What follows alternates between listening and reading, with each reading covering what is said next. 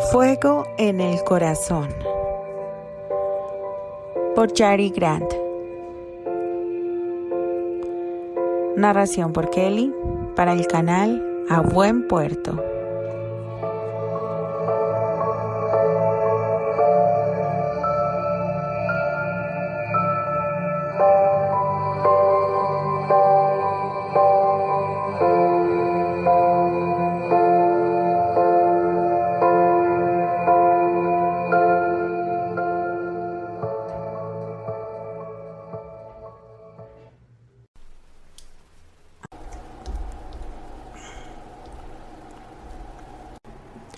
Parte 30. Epílogo. Londres, junio de 1727. Casi año y medio después. El rey había muerto.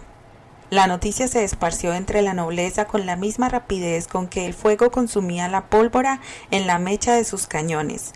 El monarca iba camino a Hannover cuando una apoplejía terminó con su vida. Fue enterrado en la capilla del Palacio de Lane. El fallecimiento de George I cimbró la estabilidad que logró durante el último año. Tras su detención y encierro en la Torre de Londres, permanecieron en la ciudad con el fin de que su esposa tuviera los cuidados necesarios durante su periodo de gestación, y porque, según Anthony, era importante que tuviera una audiencia con el rey para detallar los términos de su patente de corso.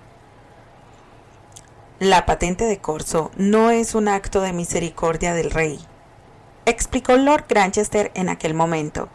La corona busca un beneficio y, dado que no estabas enterado, todavía no le has redituado en nada. A regañadientes aceptó que tenía razón. Así que cuando las sesiones del Parlamento iniciaron en primavera y el rey regresó a su palacio de Londres pocas semanas después, solicitaron una audiencia. Esta les fue concedida casi un mes después de haber sido solicitada.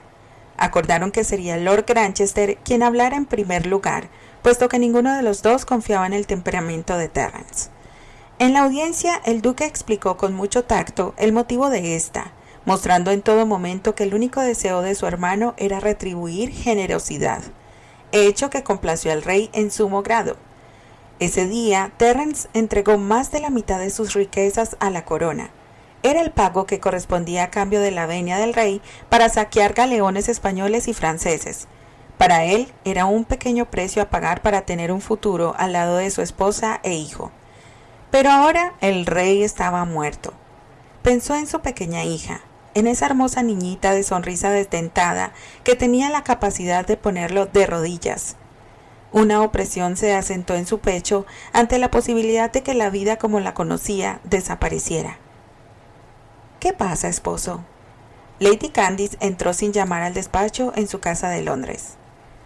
Estaban ahí debido a las sesiones del Parlamento. Después de concederle casi todo su patrimonio al rey, Anthony le entregó todas las posesiones que le correspondían como marqués de Graham. Sin embargo, con eso también llegaron las responsabilidades del título. El suyo era un título de cortesía. No tenía un escaño en el Parlamento, pero Anthony insistió en que se familiarizara con las actividades propias de un lord. ¿O es que piensas retomar tus antiguas actividades?, le había preguntado. Miró a su esposa caminar hacia él y recordó su mirada llena de pánico tras la pregunta de Anthony. Meses atrás le aseguró que ya había dejado esa vida, que tenía riquezas para vivir 10 vidas. Sin embargo, el miedo de ella estaba ahí, tan real como su entonces vientre abultado. ¿Qué te pasa, amor mío?, preguntó Lady Candice en el presente al no obtener respuesta de Terence. Su expresión preocupada comenzaba a preocuparla a ella. El rey ha muerto, respondió él, tomándola de la mano para acercarla a él y poder abrazarla.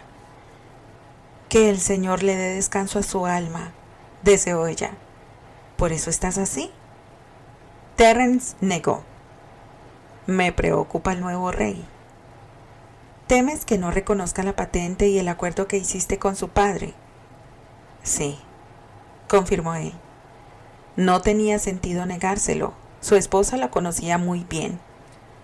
Estoy segura que el rey honrará los acuerdos de su padre, comentó ella. En su interior rogaba que fuera cierto.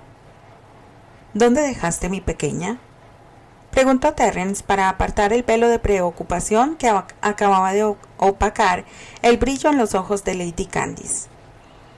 Jane está terminando de vestirla. Solo vine a avisarte que saldremos a dar un paseo. Terence frunció el ceño. Querrás decir que viniste a solicitar mi permiso para salir. Lady Candice sonrió. Si así quieres verlo, dijo en un tono tan condescendiente que a Terence no le cupo duda de que se estaba burlando de él. ¿Esta es tu manera de decirme que deseas una lección de obediencia, esposa?, preguntó él. Sus manos comenzaron una lenta caricia en la columna de ella. Estamos listas, milady, anunció Jane desde fuera.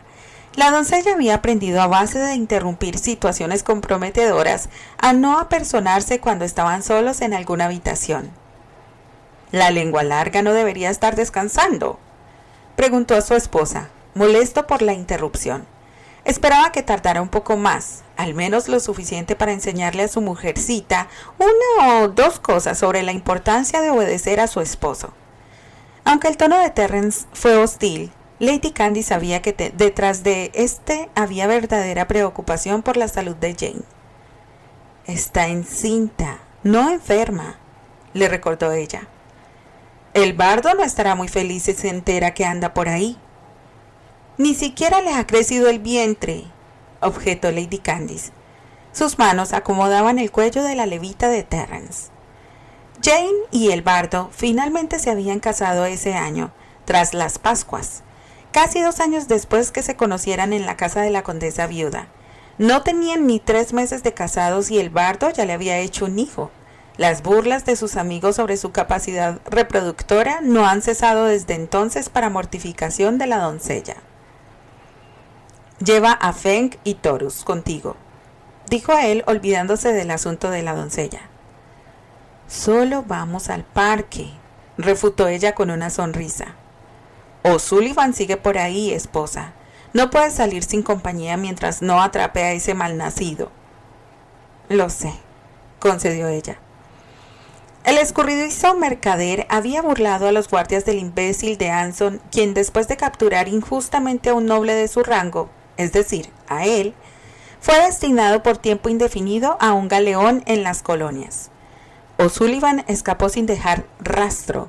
Luego de que Abercorn los traicionara y regresara a Dublín con su hija, el Rojo fue ejecutado por los cargos de secuestro a 2 damas de la nobleza, pero de O'Sullivan no se supo nada. Llevaba más de un año buscándolo por toda Inglaterra, Escocia e Irlanda sin ningún resultado, a pesar de que Madame Rose le diera información sobre sus amigos y propiedades a cambio de que la enviaran a las colonias en lugar de pudrirse en algún calabozo.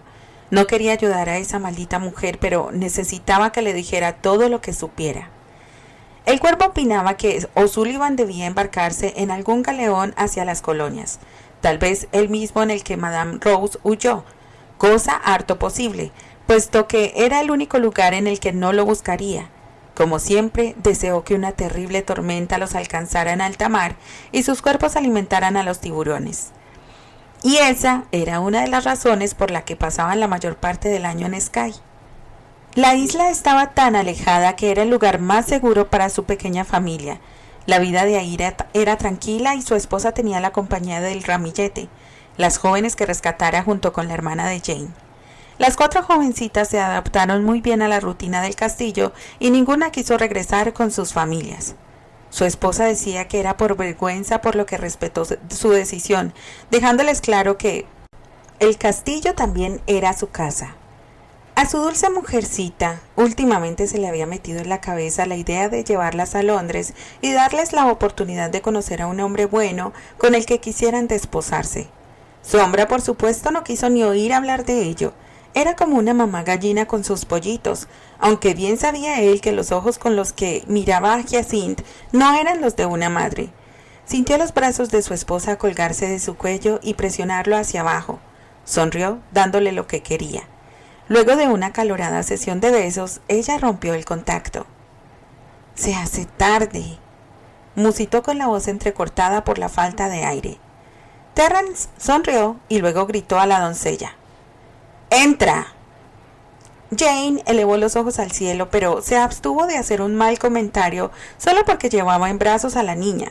Atravesó la estancia hasta detenerse en un par de pasos de Milord Hades, como todavía lo llamaba. «Ven con tu padre, cariño». Terence extendió los brazos para tomar a su pequeña hija. Lady Caitlin Granchester, que acababa de cumplir 1 año a principios de mes, golpeó el rostro de Terence con sus manitas regordetas. «No golpees a tu padre, cariño». La pequeña reprimenda de Lady Candace parecía decir lo contrario, pues la pequeña Caitlin procedió a imprimir mayor fuerza en las muestras de cariño hacia su padre. Terence impidió que continuara golpeándolo, aferrándole las manitas con la suya grande y fuerte. «Eso no se hace, milady», habló mirando con mucha seriedad la carita sonriente de su hija. Llevaba puesto un delicado gorrito que cubría sus suaves rizos castaños. Lady Caitlin intentó mover las manos, pero la firme sujeción de su padre se lo impidió, hecho que provocó un leve fruncimiento de labios, seguido de un manto acuoso en esos ojos tan verdes como los de su madre. Terence bufó. «No me va a convencer, milady», dijo a la niña, pero ya estaba soltándole las manos. Caitlin balbuceó una sarta de cosas que nadie entendió y luego, sin que nadie lo esperara, dijo su primera palabra. «Papá». «¿Qué ha dicho?», preguntó Lady Candace emocionada. Terence sintió que una vibrante energía explotaba en su corazón ante el balbuceo de la pequeña. Infiernos. Caitlin era digna hija de su madre. Una palabra suave y él haría cualquier cosa con tal de complacerlas. La apretó contra su pecho y hundió la cara en el cuello de la pequeña, provocando que ella emitiera el sonido más hermoso del mundo. «¿Quién soy yo, mi vida?», le escuchó decir a su esposa y se enderezó para que la niña le prestara atención. Caitlin miró a su madre con una sonrisa, pero no le respondió. Volvió a mirar a su padre y repitió: «Pa, pa», un par de veces más. «Pasé 3 estaciones cargándola dentro de mí, 2 días de dolores de parto y tan intensos que creí que me partiría en 2, y su primera palabra es papá». Lady Candace alzó las manos al cielo indignadísima. Terence echó la cabeza atrás y una ronca carcajada resonó en toda la estancia. Recordaba bien ese día. Ahora estaba riendo, feliz de tener a su hija en brazos y a su esposa fuerte y sana. No obstante, esos días fueron los más difíciles que ha tenido que enfrentar jamás. El eco de los gritos de su esposa retumbó en su mente. «¡Terence! ¿Dónde está?» «Afuera, milady. Milord está afuera». «¡Jodido infierno! ¡Terence! ¡Ven aquí, maldita sea!», había gritado ella casi al momento del alumbramiento. Él, muriéndose de la angustia, había irrumpido en la habitación sin siquiera reparar en que su dulce y recatada esposa había maldecido como el más viejo de sus piratas. El Terence del presente cerró los ojos con fuerza para deshacerse de la horrible visión de su esposa abierta de piernas sobre la cama, no de la manera que a él le gustaba, y de una pequeña cabeza asomando por ahí. Fue gracias a que el cuervo lo sacó de inmediato de la alcoba que no perdió la dignidad y se desmayó ahí mismo.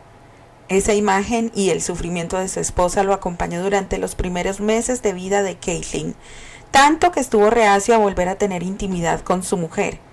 Su esposa incluso llegó a pensar que ya no la encontraba atractiva debido a los cambios que sufrió su cuerpo después de la gestación. Nada más alejado de la realidad. Se moría por retomar su vida conyugal, pero le aterrorizaba dejarla encinta otra vez.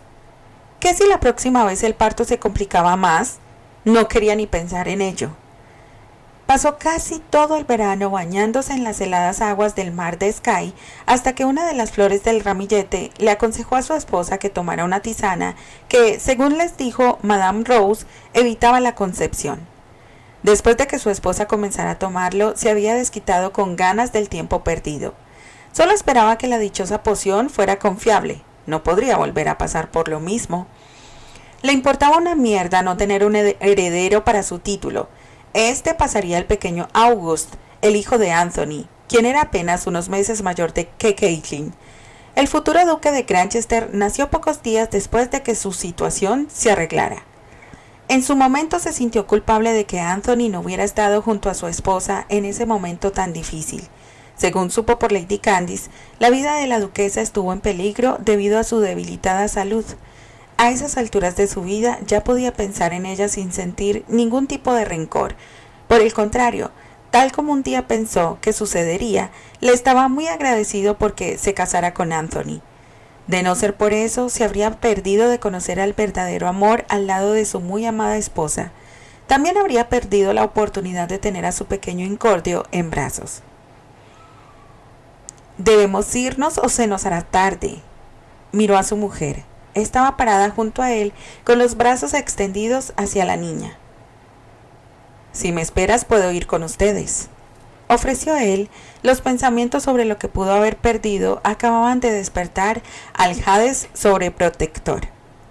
¿En serio? La deslumbrante sonrisa de su esposa lo hizo sentir mal. ¿Es que acaso era tan mal esposo que nunca daba un simple paseo por Hyde Park con ella? Trató de recordar la última vez que lo hizo y para su absoluta consternación se dio cuenta que nunca. ¿Acaso estaba dando por sentado a su familia? Se prometió que jamás volvería a hacerlo. Viviría para demostrarle a su Perséfone lo mucho que la amaba.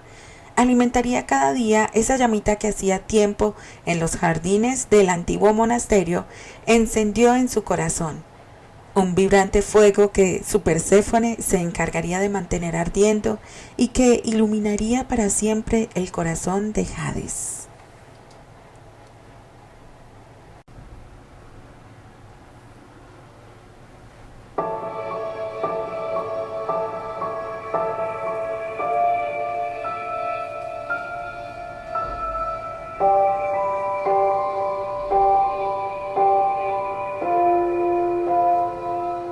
Ahora sí, este es el fin.